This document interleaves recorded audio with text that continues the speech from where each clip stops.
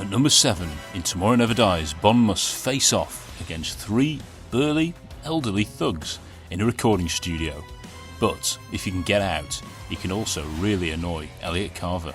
Because Tomorrow Never Dies is a by-the-numbers James Bond film, of course, that means you have absolutely everything in it that you want.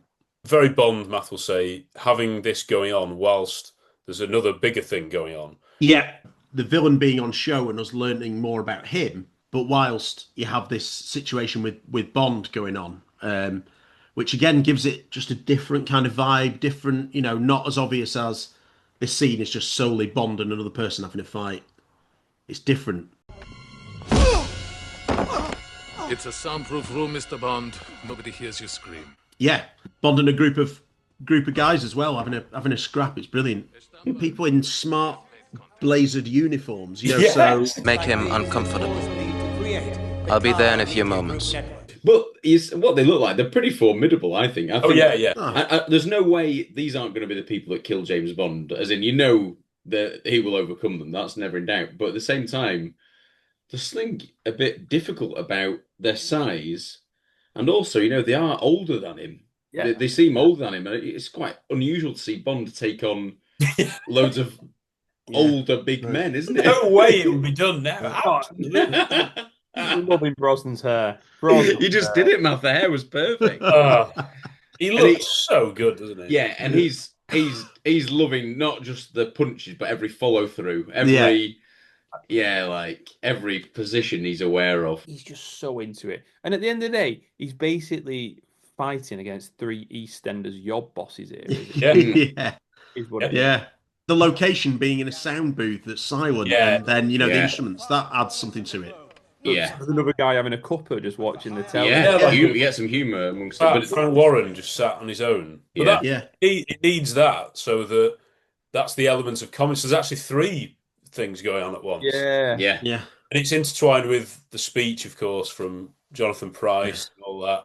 The lighting in the cinematography is gorgeous, isn't it? It's like the spotlights, the dust, in the air, and it's what would be happening though, because it's done in a studio sort of area, so there would be these kind of recording studios and rooms nearby, and it's where can I dispose of Mr. Bond quietly whilst I've got this going on? In there and duff him up, kind of thing. Yeah, both of them left-footed when they're kicking him at the start.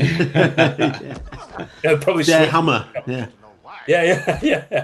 I really like that it shows Bond getting battered a bit at first. Yeah, he does. Yes. It's not a thing that you see often where Bond does get beaten up for a bit and then he turns it around. Yeah. What happened with Roger that? No. It's slightly Indiana Jones vibes, as in Indiana Jones sometimes finds himself in these moments where he's tied up and getting battered, and then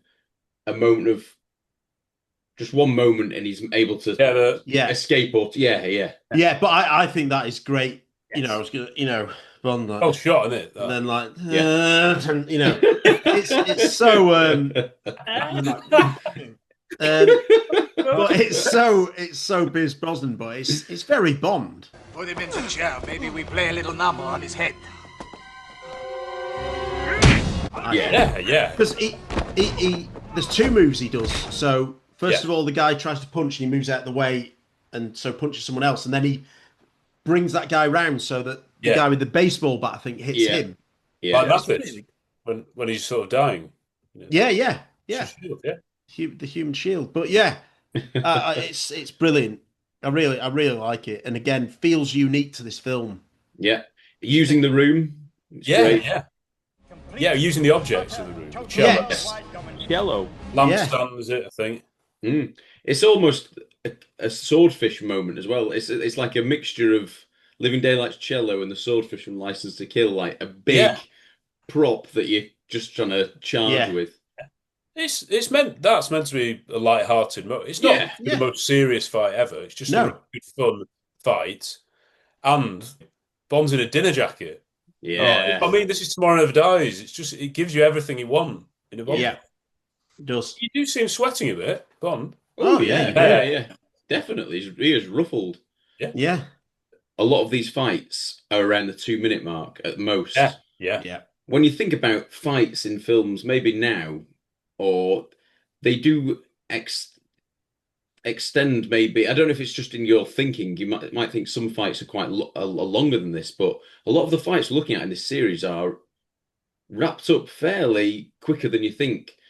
And in the time, they don't feel necessarily like they've ended too soon or anything like that. But it's just amazing what you can achieve in around 2 minutes, like with pace and like when it's choreographed and well edited.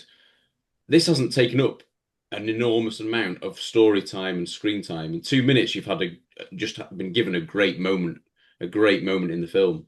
And you've got the way that illusion of the sound booth, the way that the guys sort of sat down and then the smashing through. But of course, Carver can't hear any of this. So no, it's an action film, isn't it? It is. It's a 90s action film. Yeah. And those are the ones you want to go back to again and again. A lot of these punch-ups and these fights are satisfying and serious, but they're never ugly. They're really good to watch. They walk that line, though, where they're good to watch, but they do feel real and serious, if you know what I mean. Bond's got to be in some kind of peril, but you know that he's going to get out of it. How is he going to get out of it? Because this is quite a funny situation that he's in. Math, can you do some Rocky Taylor lines, please? Or he wants to know why. Yeah. Why? You know, it goes why, you might ask. He wants to know why. Why did I do it, you ask? The answer is simple. Power, and then the power to illuminate the darkest corner. So that's Power. The power to illuminate the far corners of the globe. And then obviously, Stamper. Yeah. Stamper. Stamper. Yeah. In every village, in every nation. But do not fear me. But tonight I offer you my declaration of principles. It's so memorable, though, isn't it? It is. Yeah. Crisp German baddie, German. I don't know. It's just crisp to hear that. The way Pierce Brosnan arms himself with the ashtray. I mean, it's so Brosnan. Yeah. It ends, of course, is incredibly Brosnan, fairly more. It's time for a station break, all that. You obviously tried to get rid of me. You assume that I've been killed, or only I can be ruining this for you. And he knows that Carver's going to be after him. Fighting injustice, crushing intolerance, battling inhumanity, striking a blow for freedom at every turn. Station break. That is the goal of the Carver Media Group Network.